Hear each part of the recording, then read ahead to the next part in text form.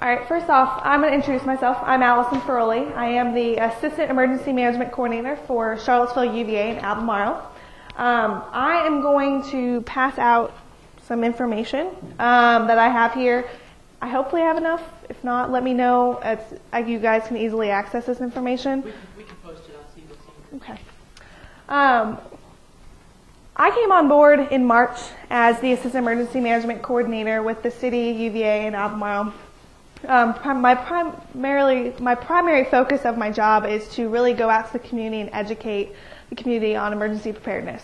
I know that in the last few years, at least in the last 4 years that I've lived in Charlottesville, there's been some quite interesting natural, not necessarily disasters, but emergencies that we've dealt with in Charlottesville. And does everybody remember the derecho last year? We're not going to forget it, right? Did you all live through the 3 major snowstorms that we had in 2009, 2010? That was my first winter ever in my entire life. I'm originally from Los Angeles. I don't live in snow. Never dealt with snow. That was my first winter. I remember calling my mom after the first one right before Christmas saying, if this happens again, I'm moving home because I can't handle this. But just to give you a little quick background about me, I have found a passion in emergency preparedness and emergency management. I used to teach kids down in Alabama about, through the CERT program, about emergency preparedness at the Be Ready camp that is at the U.S. Space and Rocket Center in Huntsville. I also was part of a relief group that went down to Louisiana after Hurricane Katrina and Hurricane Rita. And I remember that was during college about 6-7 years ago. And I remember just dealing with all these people that they couldn't get help. They didn't know what to do. They lost everything. They were not prepared on what to do beforehand, during, or even after a storm or any type of major weather event. So I have really found a major passion in trying to go out and really connect with people and educating all ages about what to do before, during, and after a natural disaster.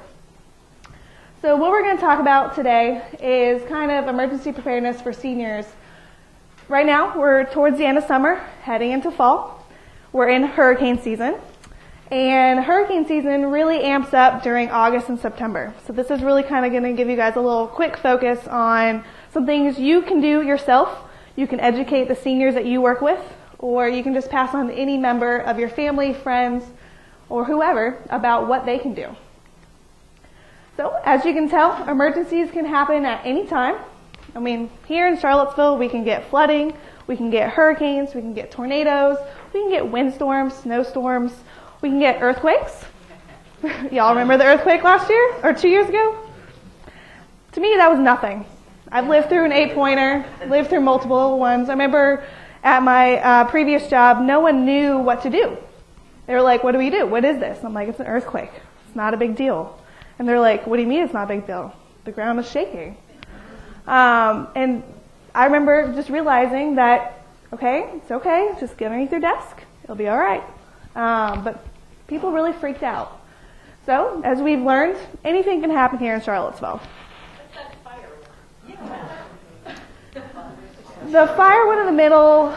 There was, I think, a little gas line underneath the road that had a little fire. It wasn't anything major on that. No big deal. I believe. I could be wrong. So, just to give you a little brief of what to do before a storm, some of the weather hazards that can happen here are thunderstorms, heavy rain, which could lead to flooding. Flooding is the #1 natural hazard that can happen here in Charlottesville.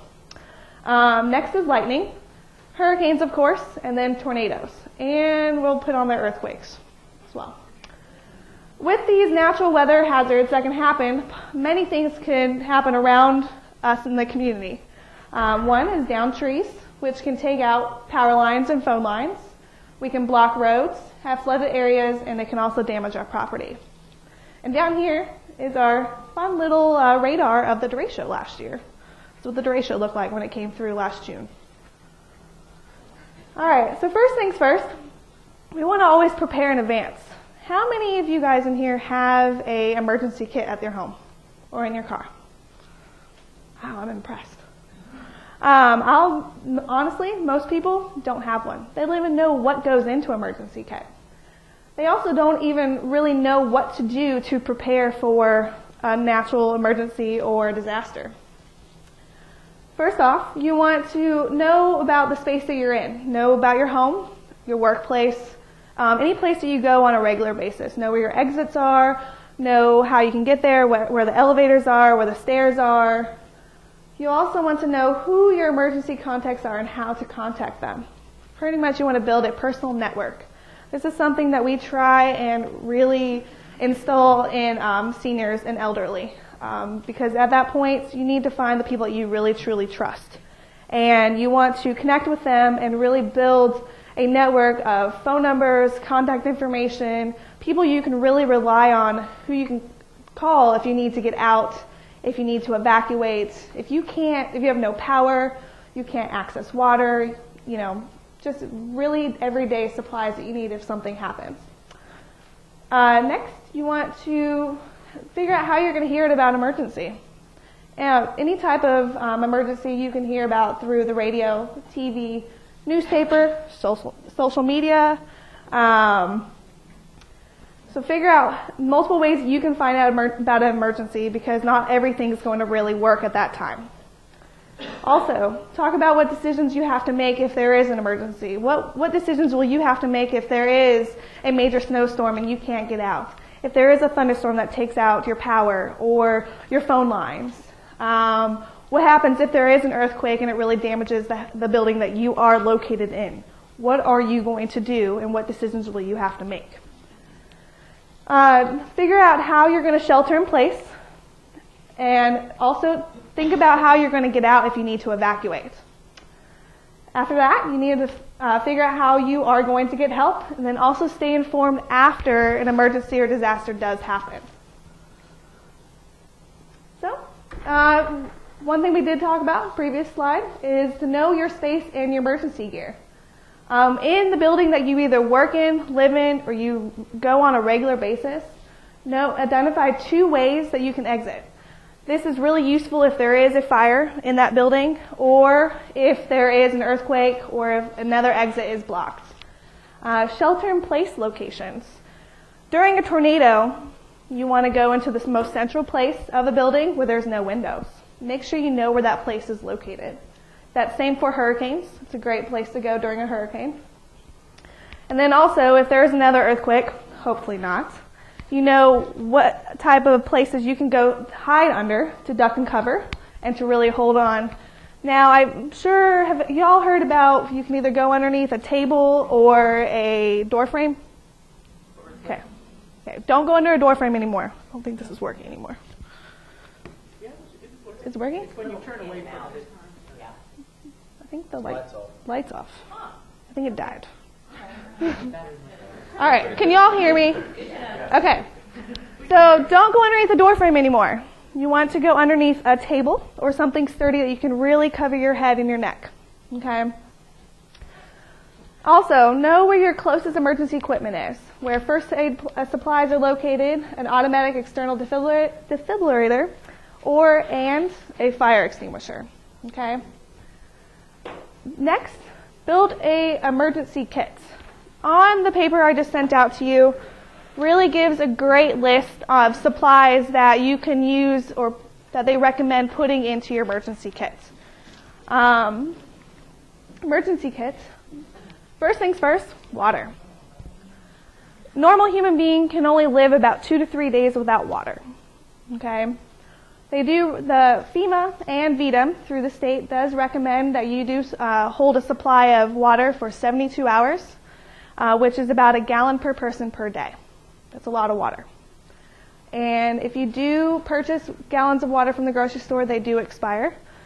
So one thing that we do recommend people to do is make a note on your calendar to go through your emergency kit once a year and to go through the things that are expiring and to resupply and restock of what you got.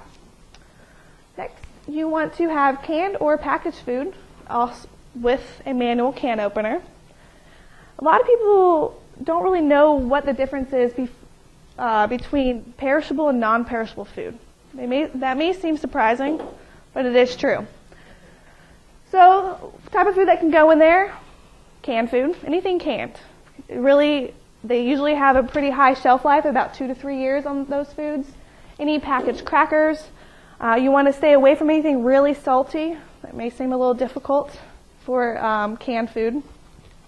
But make sure you have enough food to last you for at least 72 hours. The 72-hour window is really important. That is one thing that we do try to instill in people, is that we want to respond to every single person in the community. Unfortunately, we can't. The average time frame for us to get to really those that need supplies but are not in a dire emergency as far as their health or injuries is about a 72-hour window. Okay? So you want to be able to rely on yourself for at least 72 hours. You do want to have a battery-powered radio with the extra batteries. How many of you all have a NOAA weather radio? Cool. Around Memorial Day weekend, the state offers a tax-free holiday for emergency supplies. It's a great opportunity to go out and purchase a NOAA weather radio and other supplies for your emergency kits. Another thing is, of course, a flashlight. If you lose power, it's the middle of the night, you want to see. But also, you can have candles in there, just a little health hazard, or safety hazard, not really a health hazard. But we do recommend you having a flashlight in there, along with a first aid kit.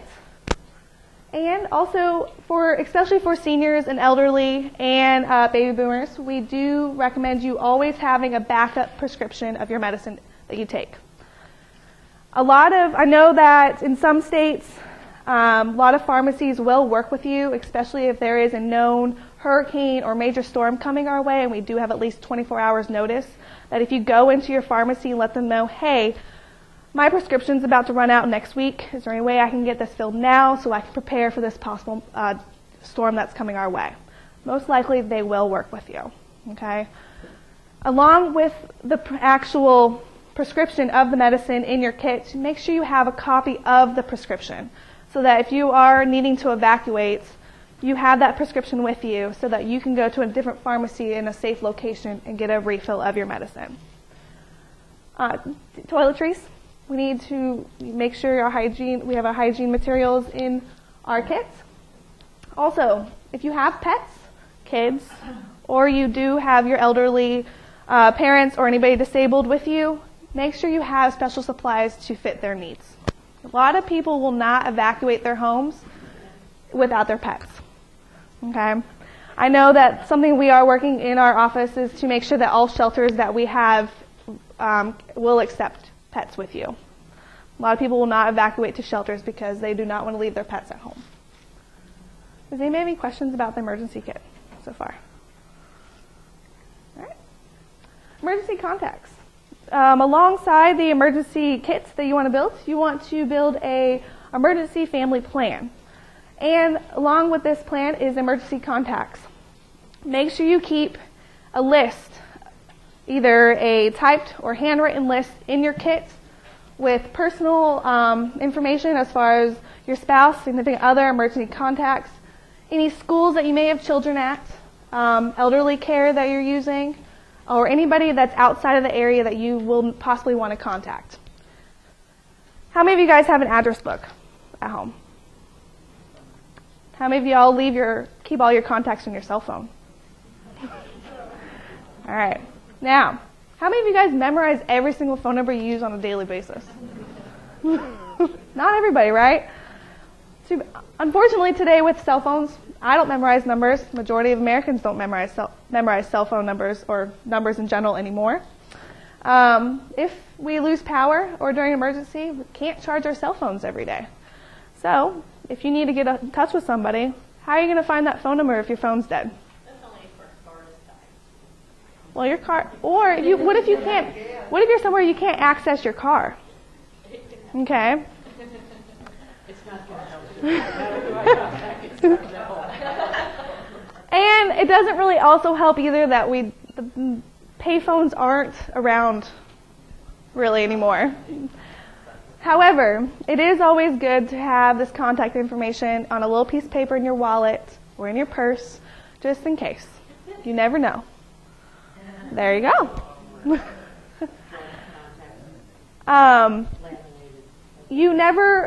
Unfortunately, you have to prepare for the worst. You never know when you're going to be in need of that contact information, of who you're going to need to call if you need help. Okay. Next, you need to have the information of your work, who your manager is, coworkers. If you're at work and something happens and you all are displaced, if people run and just move out of the building, you need to make sure that you guys can be all in contact to make sure everyone's safe, or to let your coworkers know that you're safe. Okay.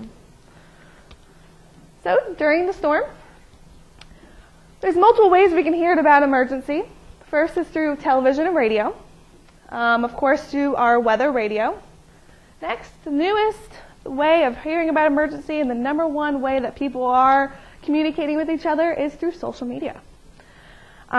During Hurricane Sandy, FEMA, they did a huge report on how New York, New Jersey, and all of the states up in the Northeast really communicated with community members during the hurricane and found information of who needed help and where they needed help, and it really worked. Everyone banded together, and that's how they were able to communicate with each other. This is a great way to send out quick information and especially letting your family members know that you are okay, or where you're located, or if you need help. On here, the Charlottesville UVA Albemarle Emergency Communication Center has started a Twitter page and a Facebook page. It's called Calm Emerge.